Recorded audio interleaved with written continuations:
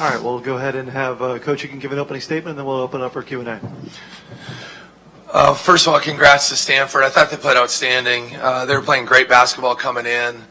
I think they started out league 0-6, and they look dramatically different. And, they're a veteran group. They're a very talented group. There's a reason they were picked preseason 5th in the country in the Pac-12. And they were playing their best basketball. So congrats to them.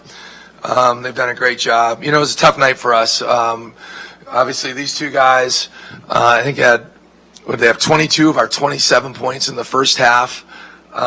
We were really struggling to find that third scorer, struggling to find another guy to get some easy baskets. I thought we had some easy looks. I thought we had some really clean looks and some wide open looks, and we just couldn't finish those plays. And then on the defensive end, it was a little bit of a potpourri of different things. I thought in that first half they scored 10 points in transition, where our conversion we broke down and we were sending two guys back. So we made some mistakes there. Then we had a little stretch. Then we got that kind of rectified, and then we struggled guarding the ball off the bounce, where they made some plays.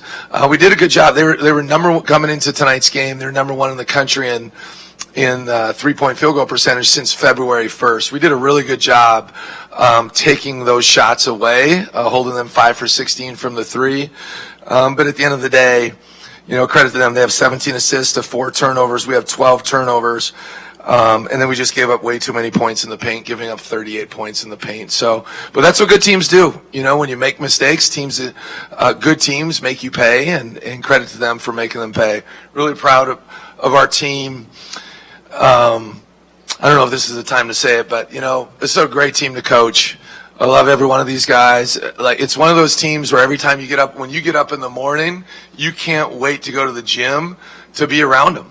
And these two guys here, I was just telling someone the other day, I wake up in the morning, I can't wait to see BC and his smile and his headband and just everything that goes with it. I can say the same thing about Gabe. Obviously, he's missed 5 weeks, but he's still on the floor, and you see him every day. And, it's a little bit of the perfect storm here with some of our injuries late in the season and the toughest part of our schedule.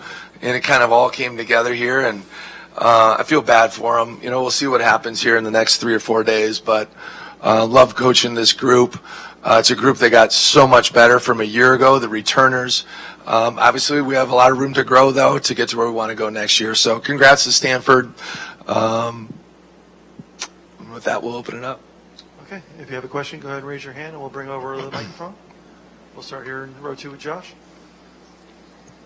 Branden and Gabe, we talked to Craig earlier this week just about the length that Stanford presents. For you guys, obviously being in the mix of it, you two were able to get your points, but how difficult is it to be able to go up against Stanford with their length, and how much did they disrupt you? They're one of the tallest teams in the country, but you can't really, it's just an excuse at the end of the day. I feel like, it obviously disrupts your offense, but just got to keep playing. Stay in the same row. Branden, Craig alluded to the tough stretch of games you guys had against the best teams in the league. How much did that kind of take out of you guys and just disrupt your mojo that you had going? Going on losing a couple games in a row, it kind of gets to you. But in the end, there was games that we just should have had. We should have had them. We were right there the whole time. We just make a couple different plays, better decisions, and it changes the whole outcome of those games and the momentum coming into this week. And Gabe, you two, Craig alluded to that. You two did the bulk of the scoring. When a couple of the starters don't score, how much does that tax you guys, and how much does it cause you maybe to press a little bit? I'm not going to talk down on anybody. I think some days shots fall, some days they don't. That's just basketball.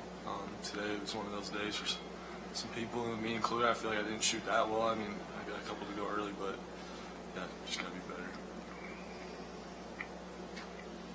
Go back to Josh here. Craig, you talked about consistency earlier this week and just trying to be able to get that. I know this may not be the appropriate time to do it, but from this season, how do you build a roster going into knowing these types of things that you need to maybe improve upon? Yeah, it's hard. Like you just feel for these guys when and injuries are a part of the game, and it's our job, right? It's my job to have. We have a lot of good players. We need more of them, right? And it's our job to have a roster so when these types of things happen, we can plug and play. The hard part with the injuries this year with us, we're obviously Gabe and where we're at, right? And this isn't an excuse.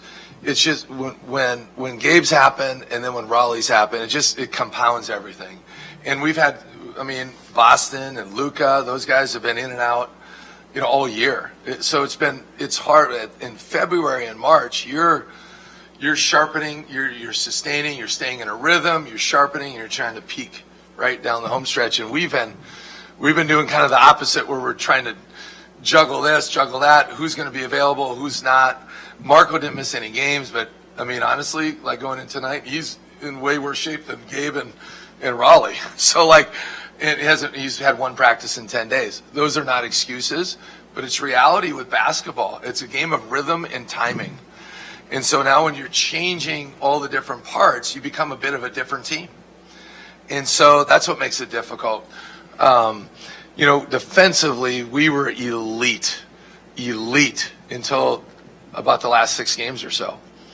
And then we took a hit. And we always hung our hat on that. That was always been a consistent thing for this team. So we've been able to withstand some of the unevenness of our offense at times, right? And then other times we were very good, and then it was hard to beat us.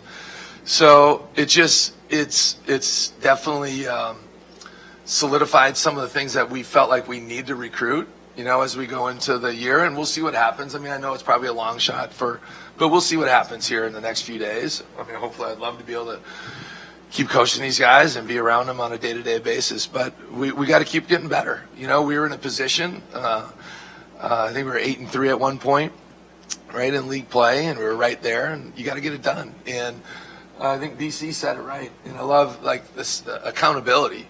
You know what I mean? He takes it upon himself, as is Gabe, as is our locker room. But we were right there in a lot of games here late, and we just couldn't find a way to win. And that's the thing. You got to find a way to win and make plays, right, as a team, and that can be contagious. Right here in row 3 on the left. Going back to Stanford, you guys beat them the first time at Maples. They came and beat you guys in Salt Lake, and then they beat you again tonight. Just curious what the biggest difference was. You saw them from the first time you played them until these last two. What's the biggest kind of adjustment or difference about them that they made, do you think?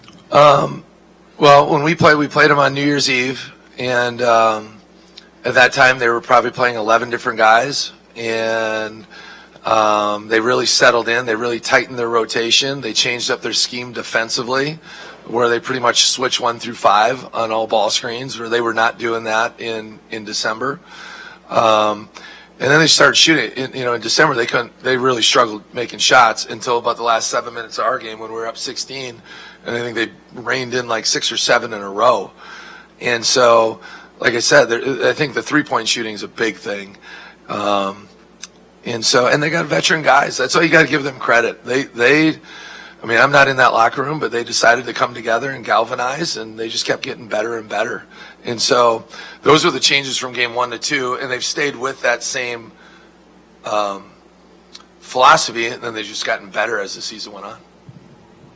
Probably have time for one more, or Josh? Branden, how much does the last stretch of the season maybe weigh on you versus what you want to do with your future, whether you come back or test the waters for your future?